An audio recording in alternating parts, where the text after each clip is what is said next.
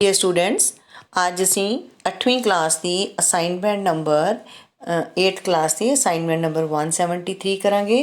That is based on introduction to graphs. This is from chapter 15। पिछली assignments ਜਿਹੜੀਆਂ ਅਸੀਂ 172 और 171 ਕੀਤੀਆਂ ਨੇ, ਉਹਦੇ ਵਿੱਚ ਵੀ ਅਸੀਂ ਗ੍ਰਾਫਸ ਬਾਰੇ ਹੀ ਜਾਣਕਾਰੀ ਪ੍ਰਾਪਤ ਕੀਤੀ ਹੈ ਕਿ ਗ੍ਰਾਫ ਜੋ ਹਨ ਉਹ ਕੀ ਹੁੰਦੇ ਹਨ, ਕਿੰਨੀ ਤਰ੍ਹਾਂ ਦੇ ਹੁੰਦੇ ਹਨ।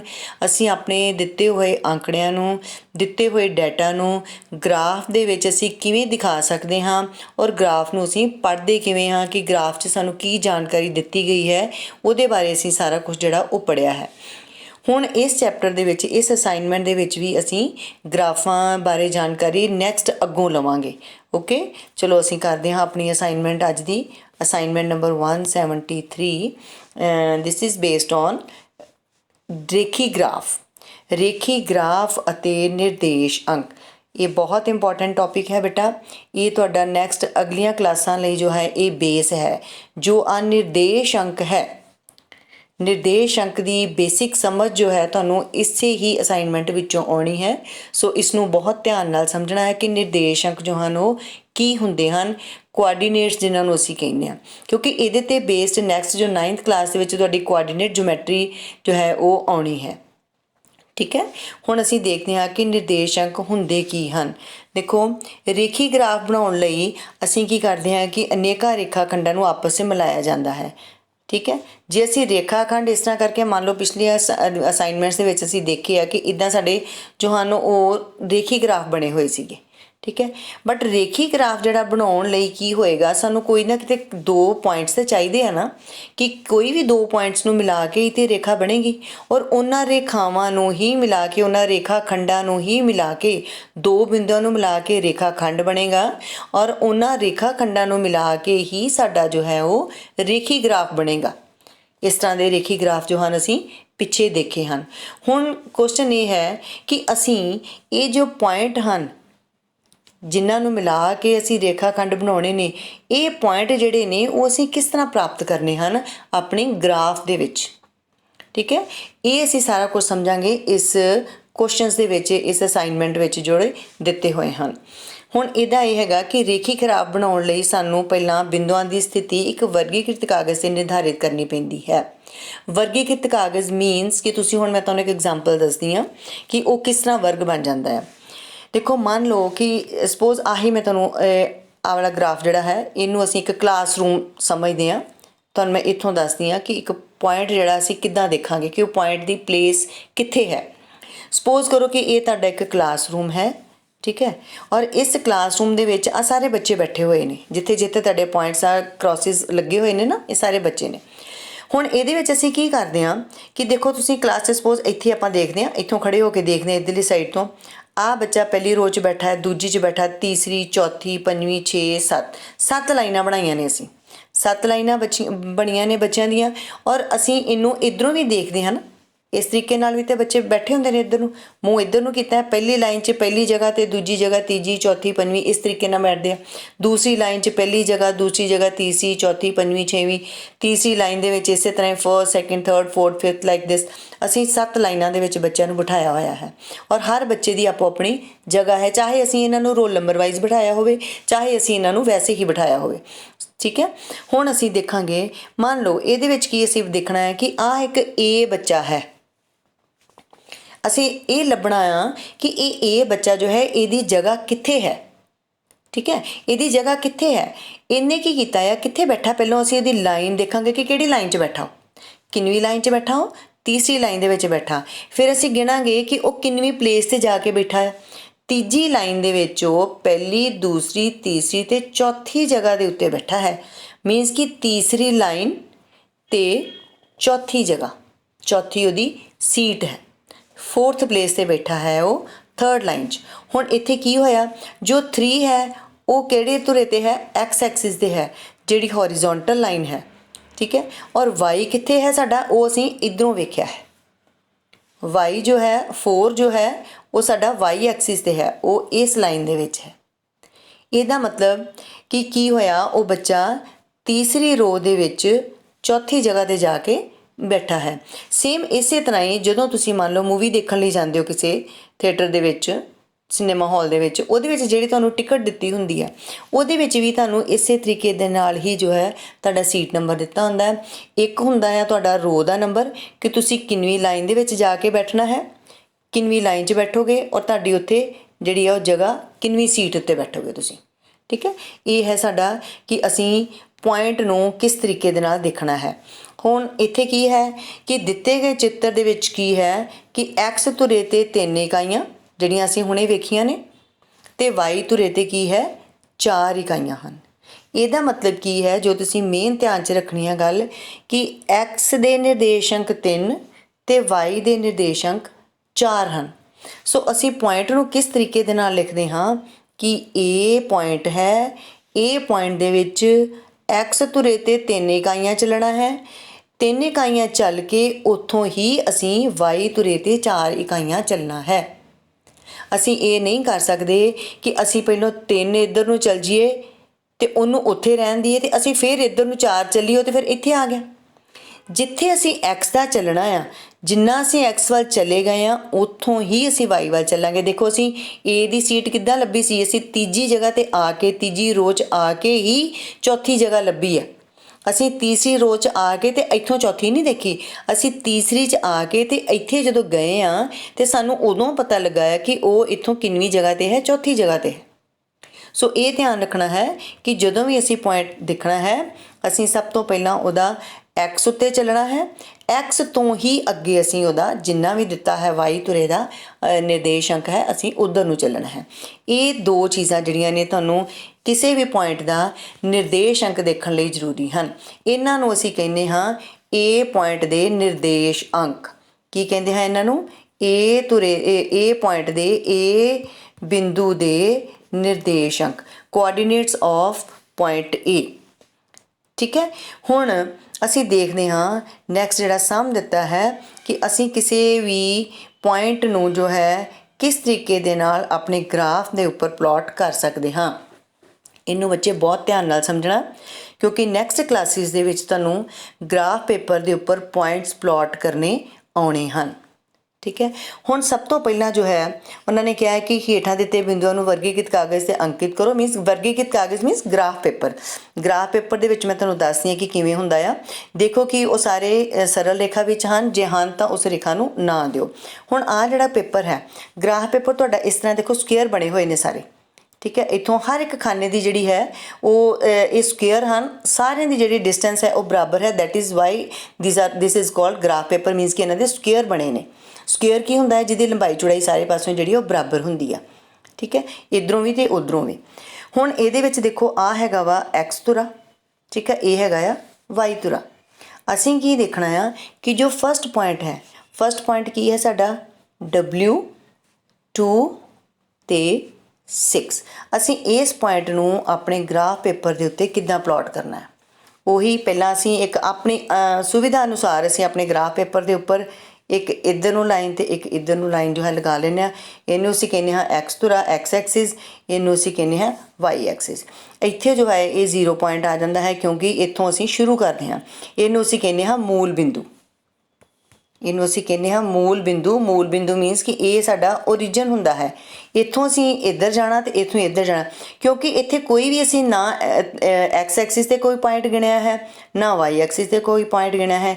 ਸੋ ਇਸ ਕਰਕੇ ਇਹਦੇ ਜੋ ਮੂਲ ਬਿੰਦੂ ਦੇ ਨਿਰਦੇਸ਼ਕ ਹੁੰਦੇ ਹਨ ਉਹ 0 0 ਹੋ ਜਾਂਦੇ ਹਨ। ਮੀਨਸ ਐਕਸ ਦਾ ਵੀ 0 ਅਤੇ ਵਾਈ ਦਾ ਵੀ 0।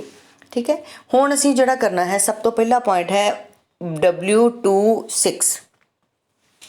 W26 ਦੇ ਵਿੱਚ ਕੀ ਹੈ ਕਿ W26 ਦੇ ਵਿੱਚ ਅਸੀਂ ਕੀ ਕਰਨਾ ਆ ਕਿ ਅਸੀਂ ਦੇਖਣਾ ਹੈ ਕਿ ਐਕਸ ਦਾ ਨਿਰਦੇਸ਼ਾਂਕ ਕਿੰਨਾ ਹੈ। ਇਹਦੇ ਵਿੱਚ ਦੇਖੋ 2।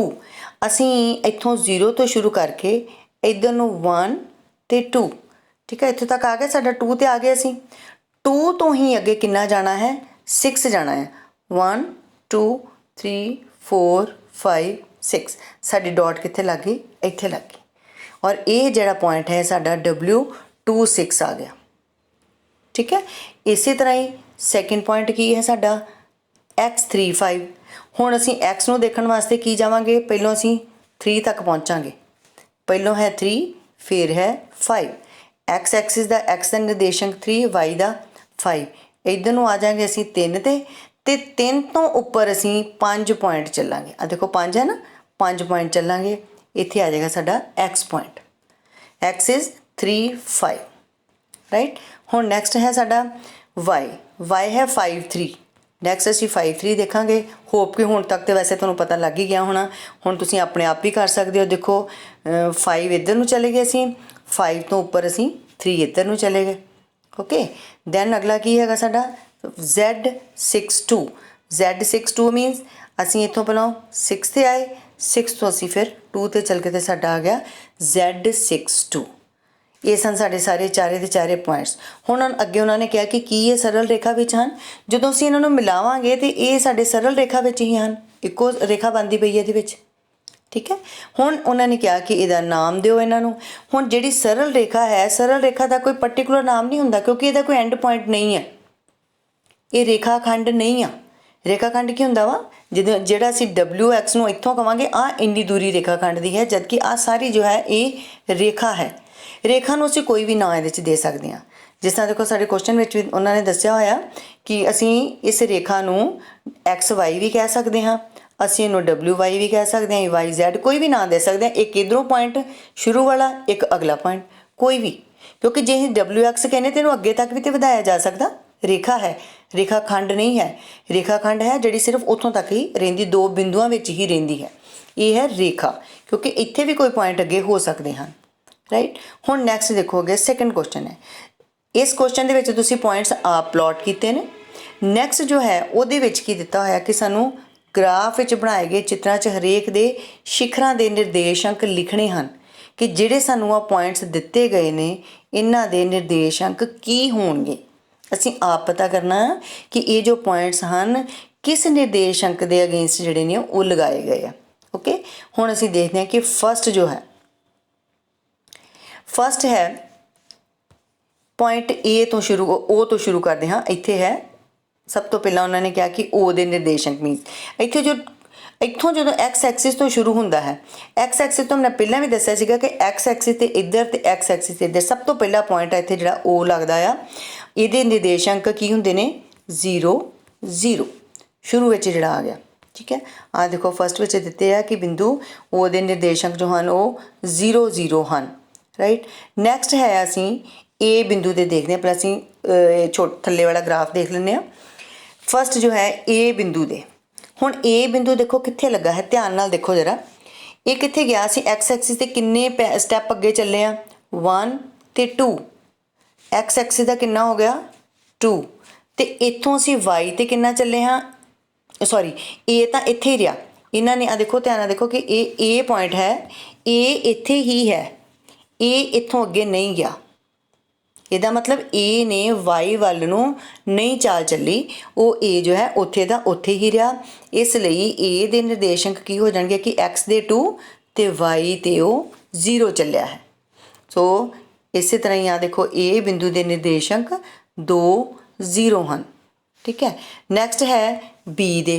ਹੁਣ B ਦੇਖੋ ਤੁਸੀਂ ਕਿ ਕਿੱਥੇ ਲੱਗਾ ਹੋਇਆ ਜਾ ਕੇ। ਪਹਿਲੋਂ ਅਸੀਂ ਇੱਧਰ ਨੂੰ 2 ਚੱਲੇ ਹਾਂ, 2 ਤੋਂ 1 2 ਤੇ 3, 2 ਤੇ 3। ਸੋ B ਦੇ ਨਿਰਦੇਸ਼ਾਂਕ ਫਿਰ ਕੀ ਹੋ ਜਾਣਗੇ 2 ਤੇ 3। ਰਾਈਟ, ਨੈਕਸਟ ਹੈ ਅੱਗੇ C ਬਿੰਦੂ ਦੇ ਨਿਰਦੇਸ਼ਾਂਕ ਕੀ ਹੋਣਗੇ। ਹੁਣ ਜਿਸ ਤਰ੍ਹਾਂ A ਜੋ ਹੈ x ਤੇ ਚਲਾ ਗਿਆ ਤੇ ਪਰ y ਤੇ ਨਹੀਂ ਚੱਲਿਆ ਤੇ ਉਹਦਾ y ਜੋ ਹੈ ਉਹ 0 ਹੋ ਗਿਆ।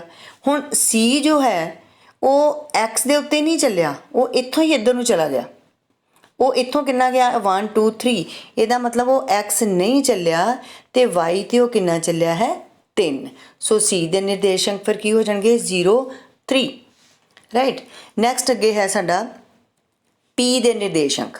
ਦੇਖੋ ਆ ਹਨ P ਦੇ, ਤੇ P ਦੇ ਨਿਰਦੇਸ਼ਾਂਕ ਕੀ ਬਣਨਗੇ ਸਾਡੇ। P ਦੇ ਵਿੱਚ ਕੀ ਆਏਗਾ, ਦੇਖੋ ਇੱਧਰ ਨੂੰ ਅਸੀਂ ਕਿੰਨੇ ਆਏ ਆ, P ਵਾਲੀ ਲਾਈਨ ਕਿਹੜੀ ਹੈ ਆ ਵਾਲੀ, 4 ਤੇ ਆਏ ਆ। 4 ਤੋਂ ਅਸੀਂ ਅੱਗੇ 1 2 3 ਤੇ 4, P x ਤੇ ਵੀ 4 ਚੱਲਿਆ ਤੇ y ਤੇ ਵੀ 4 ਚੱਲਿਆ। ਸੋ P ਦੇ ਨਿਰਦੇਸ਼ਾਂਕ ਜਿਹੜੇ ਨੇ ਉਹ ਕੀ ਹਨ 4 4। ਅੱਗੇ ਹਨ Q ਦੇ ਨਿਰਦੇਸ਼ਾਂਕ। Q ਜੋ ਹੈ ਇੱਥੋਂ ਤੱਕ ਆ ਗਿਆ ਸਾਡਾ 6 ਤੇ 6 ਤੋਂ ਅੱਗੇ 2। ਪਹਿਲੋਂ Q ਬਿੰਦੂ 6 ਤੇ ਚੱਲਿਆ x ਐਕਸਿਸ ਤੇ, ਫਿਰ ਉਹ 2 ਤੇ ਚੱਲਿਆ।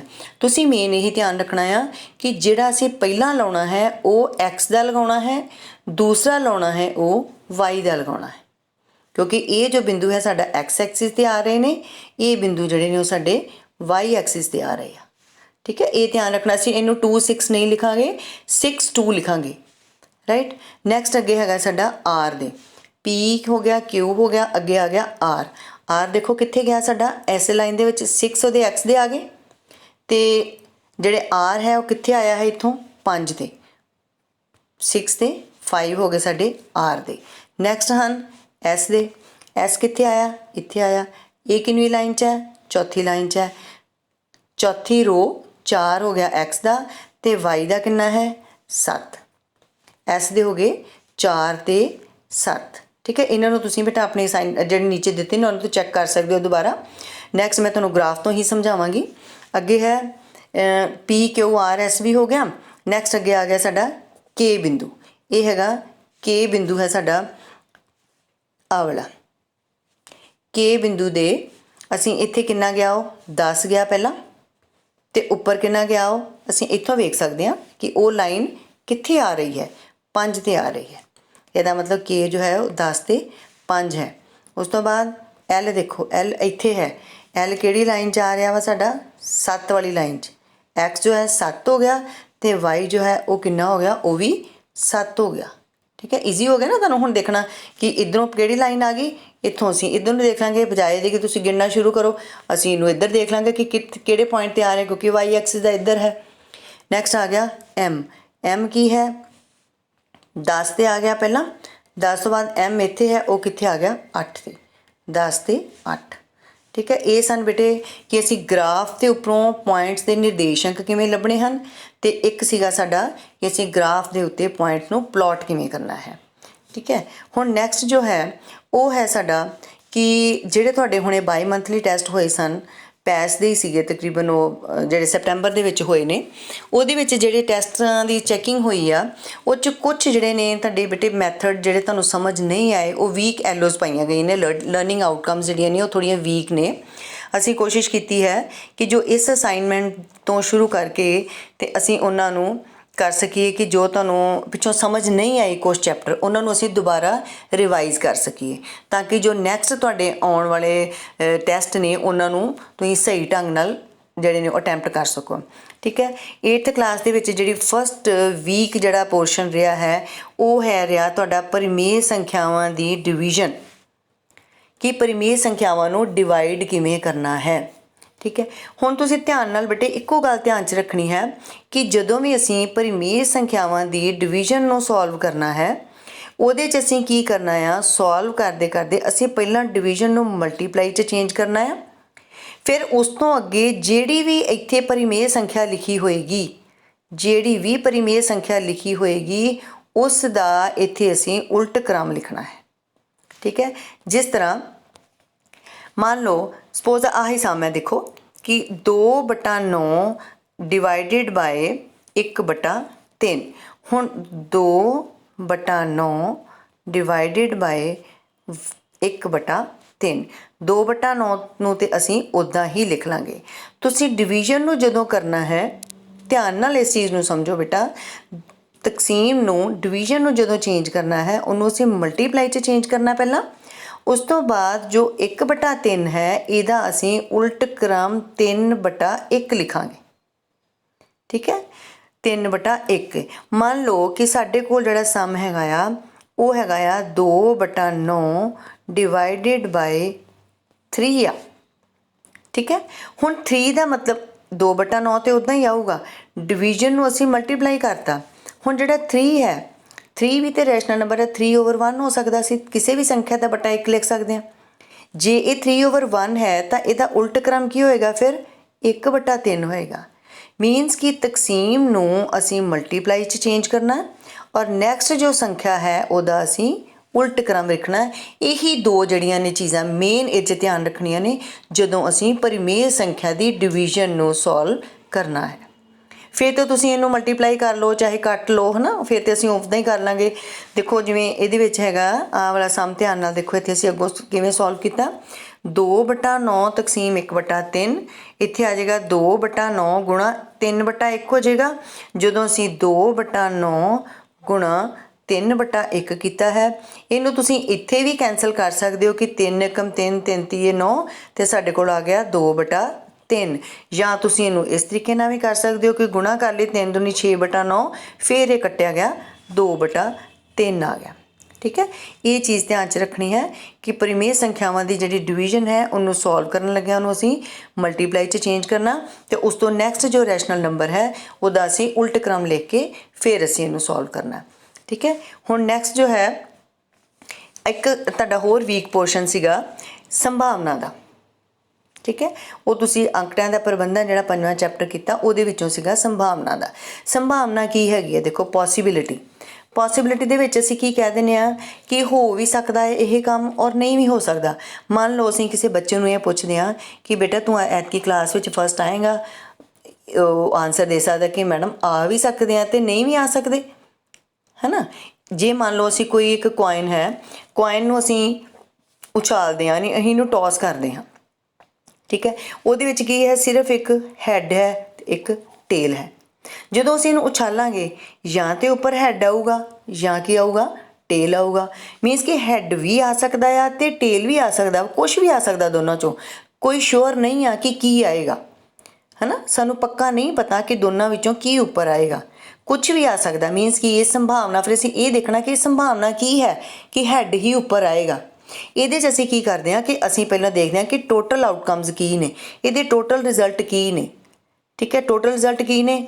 ਆ ਵੀ ਆ ਸਕਦਾ, ਆ ਵੀ ਆ ਸਕਦਾ, ਹੈ ਨਾ। 2 ਹੋ ਗਏ ਨਾ ਇਹਦੇ ਟੋਟਲ ਰਿਜ਼ਲਟ, ਅਤੇ ਦੋਵਾਂ ਵਿੱਚੋਂ ਜੇ ਅਸੀਂ ਹੈੱਡ ਦੀ ਪੁੱਛਦੇ ਹਾਂ ਤਾਂ ਇੱਕੋ ਹੀ ਆ। ਮੀਨਸ ਕਿ ਦੋਨਾਂ ਦੇ ਵਿੱਚੋਂ ਇੱਕੋ ਹੀ ਹੈੱਡ ਜਿਹੜਾ ਵਾ ਉਹ ਉੱਪਰ ਆਏਗਾ। ਇਹਦੀ ਸੰਭਾਵਨਾ ਇਹ ਹੋਏਗੀ। ਬਟੇ ਦੇ ਹੇਠਾਂ ਅਸੀਂ ਲਿਖਦੇ ਹਾਂ ਟੋਟਲ ਆਊਟਕਮਸ। ਠੀਕ ਹੈ, ਉੱਤੇ ਅਸੀਂ ਲਿਖਦੇ ਹਾਂ ਜਿਹੜੇ ਉਹਦੇ ਪੋਸੀਬਲ ਆਊਟਕਮਸ, ਅਨੁਕੂਲ ਪਰਿਣਾਮ ਜਿਹਨੂੰ ਅਸੀਂ ਕਹਿੰਦੇ ਹਾਂ, ਪੋਸੀਬਲ ਆਊਟਕਮਸ। ਠੀਕ ਹੈ, ਹੁਣ ਇਹਦੇ ਵਿੱਚ ਜੋ ਹੈ ਅੰਗਰੇਜ਼ੀ ਵਰਨਮਾਲਾ ਦੇ ਵੋਵਲਸ ਦੇ ਚੁਣੇ ਜਾਣ ਦੀ ਕੀ ਸੰਭਾਵਨਾ ਹੋਵੇਗੀ? ਤੁਹਾਨੂੰ ਵੋਵਲਸ ਦਿੱਤੇ ਨਹੀਂ ਆ, ਤੁਸੀਂ 8th ਕਲਾਸ ਦੇ ਵਿੱਚ ਹੋ, ਤੁਹਾਨੂੰ ਪਤਾ ਹੋਣਾ ਚਾਹੀਦਾ ਕਿ ਅਲਫਾਬੈਟਸ ਜੋ A to Z ਹੈ ਸਾਡੇ ਇੰਗਲਿਸ਼ ਦੇ ਅਲਫਾਬੈਟਸ ਨੇ, ਉਹਦੇ 'ਚ ਵੋਵਲਸ ਕਿਹੜੇ ਕਿਹੜੇ ਹੁੰਦੇ ਹਨ? ਠੀਕ ਹੈ, 5 ਵੋਵਲਸ ਹੁੰਦੇ ਨੇ। ਕਿਹੜੇ ਕਿਹੜੇ? A, E, I, O, U, ਜਿਨ੍ਹਾਂ ਦੀ ਸਾਊਂਡ ਜਿਹੜੀ ਹੈ ਉਹ ਐੜਾ ਕਰਕੇ ਹੁੰਦੀ ਹੈ, ਕਰਕੇ ਹੁੰਦੀ ਹੈ, ਜਿਨ੍ਹਾਂ ਦੀ ਸਾਊਂਡ ਕਰਕੇ ਹੁੰਦੀ ਹੈ, E, I, O, U। ਠੀਕ ਹੈ, these are 5 vowels in English alphabets. ਹੁਣ ਇਹਨਾਂ ਦੇ ਵਿੱਚੋਂ ਉਹਨਾਂ ਨੇ ਕੁਐਸਚਨ ਇਹ ਪੁੱਛਿਆ ਆ ਕਿ ਅੰਗਰੇਜ਼ੀ ਵਰਨਮਾਲਾ ਦੇ ਵੋਵਲਸ ਦੇ ਚੁਣੇ ਜਾਣ ਦੀ ਕੀ ਸੰਭਾਵਨਾ ਹੋਵੇਗੀ? ਸਾਡੇ ਕੋਲ ਇੰਗਲਿਸ਼ ਦੇ ਵੋਵਲਸ ਕਿੰਨੇ ਨੇ? 5 ਨੇ। ਠੀਕ ਹੈ, ਬਟ ਕੁੱਲ ਅੱਖਰ ਕਿੰਨੇ ਨੇ? ਕੁੱਲ ਉਹਦੇ ਵਿੱਚ ਕਿੰਨੇ ਨੇ? ਸਾਡੇ 26 ਅਲਫਾਬੈਟਸ ਨੇ। 26 ਅਲਫਾਬੈਟਸ ਦੇ ਵਿੱਚੋਂ ਉਹਨਾਂ ਨੇ ਇਹ ਨਹੀਂ ਪੁੱਛਿਆ ਕਿ ਵੋਵਲ A ਚੁਣੇ ਜਾਣ ਦੀ ਜਾਂ E ਦੀ ਜਾਂ I, ਉਹਨਾਂ ਕਿਹਾ ਕਿ ਕੋਈ ਵੀ ਇੱਕ ਵੋਵਲ। ਹੁਣ ਕੋਈ ਵੀ ਇੱਕ ਵੋਵਲ ਦਾ ਕੀ ਮਤਲਬ ਹੈ ਕਿ ਇਹਨਾਂ 5 ਵਿੱਚੋਂ ਕੋਈ ਵੀ ਇੱਕ ਹੋ ਸਕਦਾ ਹੈ। A ਵੀ ਹੋ ਸਕਦਾ, E ਵੀ ਹੋ ਸਕਦਾ, I ਵੀ ਹੋ ਸਕਦਾ, O ਵੀ ਅਤੇ U ਵੀ ਹੋ ਸਕਦਾ, ਕੋਈ ਵੀ ਇੱਕ ਹੋ ਸਕਦਾ ਹੈ। ਮੀਨਸ ਕਿ ਪੋਸੀਬਲ ਆਊਟਕਮਸ ਫਿਰ ਕਿੰਨੀਆਂ ਹੋ ਗਈਆਂ ਸਾਡੀਆਂ? 5 ਹੋ ਗਈਆਂ। 5 'ਚੋਂ ਕੋਈ ਵੀ ਇੱਕ ਹੋ ਸਕਦਾ ਹੈ, ਅਤੇ ਸੰਭਾਵਨਾ ਕੀ ਹੋਏਗੀ? Possible outcomes divided by total outcomes. ਠੀਕ ਹੈ, ਜੇ ਇਸ ਤੋਂ ਉਲਟ ਮੰਨ ਲਓ ਤੁਹਾਨੂੰ ਇਹ ਕਿਹਾ ਜਾਵੇ ਕਿ ਅੰਗਰੇਜ਼ੀ ਵਰਨਮਾਲਾ ਦੇ ਅੱਖਰ B ਚੁਣੇ ਜਾਣ ਦੀ ਕੀ ਸੰਭਾਵਨਾ ਹੈ, ਜਾਂ ਕੋਈ ਹੋਰ ਅੱਖਰ ਕਹਿ ਦੇਣ ਕਿ T ਚੁਣੇ ਜਾਣ ਦੀ, ਕੋਈ ਇੱਕ ਦਿੱਤਾ ਹੋਵੇ। ਸਪੋਜ਼ ਅਸੀਂ B ਹੀ ਲੈ ਲੈਂਦੇ ਹਾਂ। ਠੀਕ ਹੈ, ਕੋਈ ਵੀ ਇੱਕ ਅਸੀਂ ਲੈ ਲਿਆ, ਵੋਵਲ ਦੀ ਜਗ੍ਹਾ ਉੱਤੇ B ਚੁਣੇ ਜਾਣ ਦੀ ਕੀ ਸੰਭਾਵਨਾ ਹੈ? ਫਿਰ ਅਸੀਂ ਕੀ ਕਰਾਂਗੇ ਕਿ B ਤਾਂ ਇੱਕੋ ਹੀ ਹੈ, ਪਰ ਕੁੱਲ ਜਿਹੜੇ ਹਨ ਉਹ ਸਾਡੇ 26 ਹੀ ਹਨ।